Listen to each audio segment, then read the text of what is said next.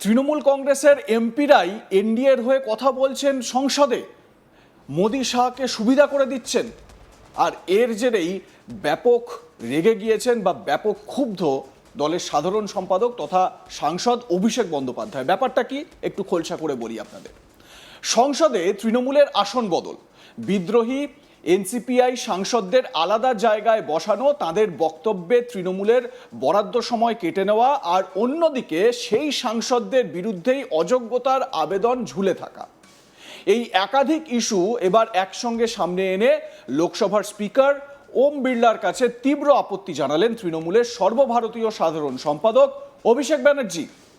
আর তার বক্তব্যে যে রাজনৈতিক বার্তাটা সবচেয়ে জোরালো সেটা হলো, যারা তৃণমূলের প্রতীকে ভোটে জিতে এখন দলের বিরোধিতা করছেন, তারা যদি অন্য রাজনৈতিক শিবিরকে সমর্থন করেন তাহলে তাদের অবস্থান সংসদে ঠিক কী হবে।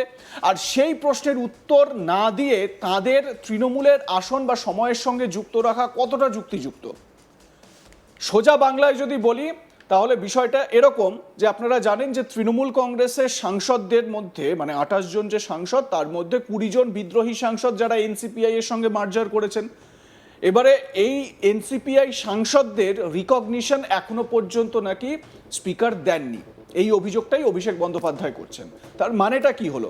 তার মানে হলো যে এই 20 জন সাংসদ যারা অভিষেক মমতা বিরোধী কথা বলছেন বা বিরোধী মত পোষণ করছেন এবং সংসদে এনডিএকে সমর্থন করছেন, মোদি শাহকে বা বিজেপিকে সুবিধা করে দিচ্ছেন, সেই রকম বার্তা তুলে ধরছেন। যেরকম সায়নী ঘোষ, আপনারা শুনেছেন সায়নী ঘোষ কীভাবে বার্তা দিচ্ছেন সংসদে বা তার বক্তব্য বলছেন। তো তারা কথা বলছেন কিন্তু এনসিপিআই সাংসদ হিসেবে নয়, তারা কথা বলছেন তৃণমূল কংগ্রেস সাংসদ হিসেবে। কি বিড়ম্বনা একবার ভাবুন, তৃণমূল কংগ্রেসের সাংসদ হিসেবে কথা বলছেন অথচ তৃণমূলের বিরুদ্ধেই, মানে অভিষেক মমতার বিরুদ্ধেই কথা বলছেন। আর এই জায়গাটাতেই অভিষেক বন্দ্যোপাধ্যায়ের একেবারে একটা টেকনিক্যাল প্রশ্ন বা টেকনিক্যাল বিষয় তিনি তুলে ধরেছেন। এই প্রশ্ন শুধু সংসদের আসন বদলের প্রশ্ন নয়, এর সঙ্গে জড়িয়ে আছে দলবদল, বিরোধী আইন, সাংসদ পদ খারিজের আবেদন, সংসদে কোনো গোষ্ঠীর স্বীকৃতি এবং লোকসভার ভিতরে রাজনৈতিক শক্তির হিসেব। আর এই কারণেই অভিষেকের সাম্প্রতিক অবস্থানকে শুধু একটা প্রশাসনিক অভিযোগ হিসেবে দেখলে ভুল হবে, এর মধ্যে রয়েছে অনেক বড় রাজনৈতিক লড়াইয়ের ইঙ্গিত। যেরকম আপনাদের বললাম, 20 জন সাংসদ দল থেকে বেরিয়ে nationalist citizens party of India বা এনসিপিআই এর সঙ্গে যুক্ত হওয়ার দাবি করেছিলেন। তাদের মধ্যে কয়েকজন আবার প্রকাশ্যে এনডিএ ঘনিষ্ঠ অবস্থান নিয়েছেন বলে কালীঘাটপন্থী তৃণমূলের অভিযোগ। এবং আপনারা দেখেছেন সাম্প্রতিক যে ছবিটা, যেটা রাজ্যের মুখ্যমন্ত্রী শুভেন্দু অধিকারীর সঙ্গে এই এনসিপিআই সাংসদদের যে ছবি দিল্লিতে, সেই ছবিও আমরা দেখেছি। তৃণমূলের বক্তব্য, এই সাংসদরা যখন মানে অভিষেক এবং মমতা তৃণমূলের বক্তব্য, এই সাংসদরা যখন নির্বাচনে দাঁড়িয়েছিলেন তখন তারা তৃণমূলের প্রতীকেই ভোট চেয়েছিলেন, কিন্তু নির্বাচিত হওয়ার পর তাদের রাজনৈতিক অবস্থান বদলে গিয়েছে। ফলে তৃণমূলের পক্ষ থেকে তাদের বিরুদ্ধে দলত্যাগ বিরোধী আইনে অযোগ্যতার আবেদন করা হয়েছে। জুন মাসেই 20 জন বিদ্রোহী সাংসদের বিরুদ্ধে আলাদা আলাদা অযোগ্যতার আবেদন স্পিকারের কাছে জমা দেওয়ার কথা জানিয়েছেন অভিষেক বন্দ্যোপাধ্যায়। এখন প্রশ্নটা খুব সহজ, একজন সাংসদ যে দলের প্রতীকে নির্বাচিত হয়েছেন, তিনি পরে যদি সেই দলের বিরুদ্ধে গিয়ে অন্য রাজনৈতিক গোষ্ঠীর সঙ্গে যুক্ত হন তাহলে তার সাংসদ পদ থাকবে কিনা সেই সিদ্ধান্ত কে নেবেন? সংবিধানের 10ম তফসিল অনুযায়ী দলত্যাগ সংক্রান্ত অযোগ্যতার বিষয়ে লোকসভা স্পিকারের ভূমিকা অত্যন্ত গুরুত্বপূর্ণ। তাই অভিষেকের নিশানা সরাসরি স্পিকারের দিকেই। আর এখানেই আসছে দ্বিতীয় বিস্ফোরক অভিযোগ। অভিষেকের দাবি, তৃণমূলের আসন সংসদে এমন জায়গায় সরিয়ে দেওয়া হয়েছে যেখানে এই বিদ্রোহী সাংসদদের বসানো হয়েছে।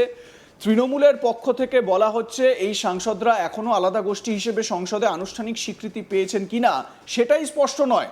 তাহলে তাদের সঙ্গে তৃণমূলের আসন বিন্যাস কেন এমনভাবে করা হবে? আর যদি তাঁরা তৃণমূলের অংশ না হন তাহলে সংসদে তাদের বক্তব্যের সময় তৃণমূলের বরাদ্দ সময় থেকে কেন তাদেরকে সময় দেওয়া হচ্ছে? মানে অভিষেক ধরুন 20 মিনিট কথা বলতে পারতেন এবং সেই 20 মিনিটের মধ্যে থেকে সায়নী ঘোষকে 10 মিনিট বলতে দিয়ে দেওয়া হচ্ছে। ব্যাপারটা কেমন হলো? অভিষেক বন্দ্যোপাধ্যায় তিনি এই অভিযোগগুলো তুলে কি বলেছেন সংসদে দাঁড়িয়ে, শুনুন। এক হচ্ছে আমাদের সিটিং চেঞ্জ করা হয়েছে এবং আমাদের সিটগুলো অন্য বিজেপির সাথে যারা গেছে এনসিপিআই এমপি, যদিও তাদেরকে কোনো রেকগনিশন অফিসিয়ালি এখনো দেওয়া হয়নি। তো আমরা স্পিকারকে যখন হাউস শুরু হয়েছিল, খুব সম্ভবত জুলাই মাসের 23-24 তারিখ নাগাদ আমি এসেছিলাম এবং আমাকে বলেছিল একটা লিখিত চিঠি দিতে। সেই চিঠিটাও 26-27 তারিখ নাগাদ জমা হয়েছিল। তারপরেও কোনো ব্যবস্থা নেওয়া হয়নি। তাই ফলো আপ করতে আমি সৌগত রায়, কীর্তি আজাদ, প্রতিমা মণ্ডল আমরা গেছিলাম এবং কল্যাণদা সাসপেনশন নিয়ে আমরা বলেছি যে আপনি কথা দিয়েছিলেন যে আবার বিবেচনা করে সিদ্ধান্ত নেবেন, সেটাও আপনি কিছু করলেন। তো ওনার কাছে তো কোনো সদুত্তর নেই, উনি কিছু বলতে পারেননি। উনি বলেছেন নেক্সট সেশনের আগে আমি এগুলো করে দেবো। আমি বললাম এই সেশন তো দেখতে দেখতে হয়ে গেল, আমরা তো এসছি জুলাই মাসের 22-23 তারিখ, আজকে প্রায় আগস্ট মাসের 12 তারিখ, 20 দিন ধরে তো আপনি কিছুই করলেন। ওনার কাছে কোনো সদুত্তর নেই। আপনি হয় তাদেরকে এনসিপিআই রেকগনিশন দিয়ে দিন, আপনি রেকগনিশনও দিচ্ছেন না। করেছিলাম এই জায়গাটাই এখন রাজনৈতিক বিতর্কের কেন্দ্রে, কারণ সংসদে প্রতিটি দলের বক্তব্যের সময় সীমিত। একটি দল যতটা সময় পায় সেই সময়ের মধ্যেই তার সাংসদরা বিভিন্ন বিষয়ে বক্তব্য রাখেন। এখন যদি কোনো সাংসদকে তৃণমূলের সদস্য হিসেবে সময় দেওয়া হয়, অথচ সেই সাংসদ প্রকাশ্যে অন্য রাজনৈতিক জোটকে সমর্থন করেন, তাহলে সেই সময়ের হিসেব নিয়েই তৃণমূল প্রশ্ন তুলছে। অভিষেকের যুক্তি, আপনি যদি তৃণমূলের অংশ না হন তাহলে তৃণমূলের বরাদ্দ সময়ও ব্যবহার করতে পারেন না, এবং যুক্তিসঙ্গত অভিযোগ করছেন অভিষেক বন্দ্যোপাধ্যায়। আর এখানেই আসছে আসল রাজনৈতিক চাপ, কারণ অভিষেক শুধু আসন পরিবর্তনের অভিযোগ করেননি, তিনি স্পিকারের কাছে প্রশ্ন তুলেছেন এই সাংসদদের অবস্থান আসলে কি। তারা যদি এনসিপিআই এর সঙ্গে যুক্ত হয়ে থাকেন তাহলে তাদের সেই অনুযায়ী বিবেচনা করা হোক, যদি আলাদা গোষ্ঠী হিসেবে স্বীকৃতি পাওয়ার দাবি থাকে তাহলে সেটার সিদ্ধান্ত নেওয়া হোক। কিন্তু একদিকে তাদের তৃণমূলের অংশ হিসেবে ধরা হবে না, অন্যদিকে সংসদে তৃণমূলের জায়গা ও সময়ের সুবিধা দেওয়া হবে, এমন ব্যবস্থা নিয়ে তৃণমূল আপত্তি তুলছে। এবার আসি সবচেয়ে গুরুত্বপূর্ণ জায়গায়, অযোগ্যতার আবেদন। অভিষেকের দাবি, এই বিদ্রোহী সাংসদদের প্রত্যেকের বিরুদ্ধে আলাদা করে অযোগ্যতার আবেদন জমা দেওয়া হয়েছে। জুন মাস থেকে প্রতিটি বিষয় স্পিকারের কাছে রয়েছে বলেও তিনি দাবি করেছেন, কিন্তু এখনো পর্যন্ত কোনো চূড়ান্ত সিদ্ধান্ত হয়নি। জুলাইয়ের শেষ সপ্তাহেও অভিষেক স্পিকারের সঙ্গে দেখা করে অযোগ্যতার আবেদন দ্রুত নিষ্পত্তির দাবি জানান। তিনি আরো কি বলেছেন শোনাবো আপনাদের। আপনি রেকগনিশন দিচ্ছেন না, আর আপনি আমাদের টাইম থেকে কেটে তাদের বলবার সুযোগ করে দিচ্ছেন। তারা যখন বক্তব্য রাখছে তাদের নামের পাশে লেখা আছে অল ইন্ডিয়া তৃণমূল কংগ্রেস। যারা বক্তব্য রেখেছেন এই গ্রুপ থেকে তথাকথিত এনসিপিআই এর এমপিরা, তাদের নামের পাশে লেখা থাকছে এআইটিসি। তারা জোড়া ফুল প্রতীক চিহ্নে নির্বাচিত, মমতা বন্দ্যোপাধ্যায়ের ছবি সামনে রেখে নির্বাচিত, আর এসে এখন বলছে এনডিএকে সমর্থন করছে। 10 শিডিউল যদি আপনি দেখেন তাহলে ডিসকোয়ালিফিকেশন ছাড়া আর তো কোনো উপায় নেই। তো আমরা এটা জুন মাসেও যখন ডিসকোয়ালিফিকেশন পিটিশন ইন্ডিভিজুয়ালি 20টা মুভ করা হয়েছিল তখনও স্পিকারকে বলেছিলাম। আজকে প্রায় 2 মাস হয়ে গেল, কোনো সদুত্তর নেই। আজকেও একই কথা বলেছি এবং সুপ্রিম কোর্টের একটা অর্ডার আছে যে 3 মাসের মধ্যে স্পিকারকে বিবেচনা করতে হবে।